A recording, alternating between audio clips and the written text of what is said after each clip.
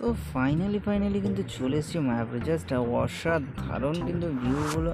হ্যাঁ, মায়াপুরে আসলে জাস্ট মনটা পুরো শান্তি হয়ে যায়। তো চলো, দেখতে পাচ্ছ ইসকনের ঠিক ব্যাক সাইডটা, চলো ভিডিওটা। তো শেষমেশ তো দেখতে পাচ্ছ জাস্ট ট্রেনটাও আমাদের ছেড়ে দিয়ে চলে গেল। তো চলো ভিডিওটাকে welcome to my channel. I am Prism. You are the Saria Blog. Stay high on Kolkata.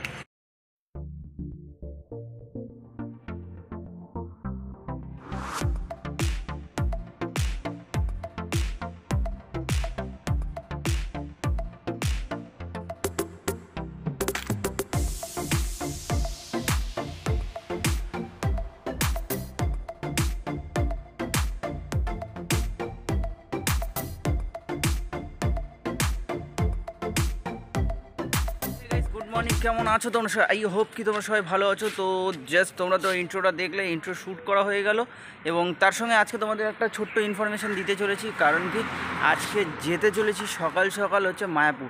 তো মায়াপুর কী করতে যাচ্ছি বা কীভাবে যাব বা কীভাবে গেলে তোমাদের সুবিধা হবে সম্পূর্ণটা তোমাদের সঙ্গে শেয়ার করব। এবং চলো ধীরে ধীরে যাত্রাটা শুরু করা যাক। তো হরে কৃষ্ণ বলে যাত্রা শুরু করি। তো চলো, গুড মর্নিং। আর বেশি কথা বলবো না, চলো ধীরে ধীরে স্টেশনে গিয়ে তোমাদের সঙ্গে দেখা। তো গাইজ ফাইনালি কিন্তু চলে এসেছি এই মুহূর্তে বেলঘড়িয়া রেলওয়ে স্টেশন। তো হয়তো কিছুক্ষণের মধ্যেই আসতে চলেছে গুড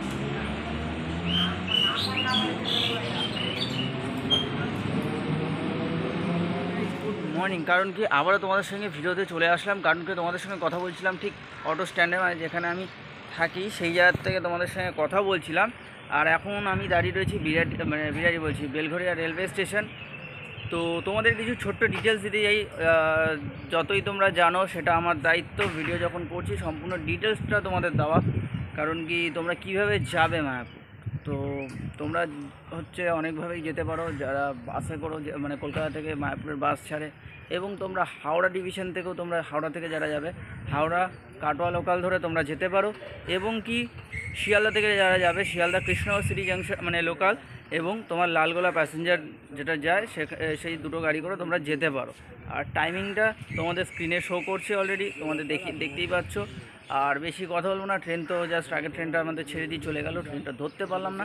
তো ব্যাড লাক, নেক্সট ট্রেন আসবে, তারপরে তোমরা বেরোবো। চলো। তো কিন্তু ফাইনালি কিন্তু আমরা ট্রেনে উঠে পড়ছি। তো দেখতে পাচ্ছি জাস্ট ট্রেনের ভিউটা দেখালাম। চলে এবার।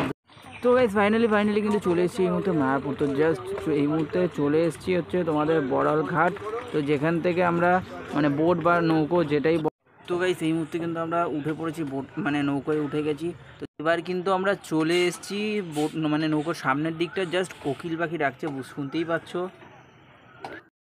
তো ফাইনালি কিন্তু এই মুহূর্তে চলে এসেছি সেই মায়াপুরের জাস্ট ঘাটে চলে এসেছি। এবার কিন্তু অবশেষে টোটোতে উঠে পড়লাম। এবার যাব জাস্ট ইসকন মায়াপুরের মন্দিরের উদ্দেশ্যে। তো চলো ধীরে ধীরে যেতে যাই। তো মন্দিরের দিকে যেতে যেতে আমাদের চোখে পড়ে গেল একটা মন্দির, যেটার নাম ছিল। তো অনেক অপেক্ষা এবং অবশেষে এসে পৌঁছলাম মায়াপুর মন্দির। মানে দেখতে পাচ্ছ সেই চন্দ্রোদয় মন্দির, যেটা দেখা যাচ্ছে টোটোর থেকে। এবার জাস্ট মেন গেটে গিয়ে তোমাদের সঙ্গে ধীরে ধীরে এবার কিন্তু শেষমেশ প্রবেশ করতে চলেছি মায়াপুর মন্দির ভিতর। তো চলো।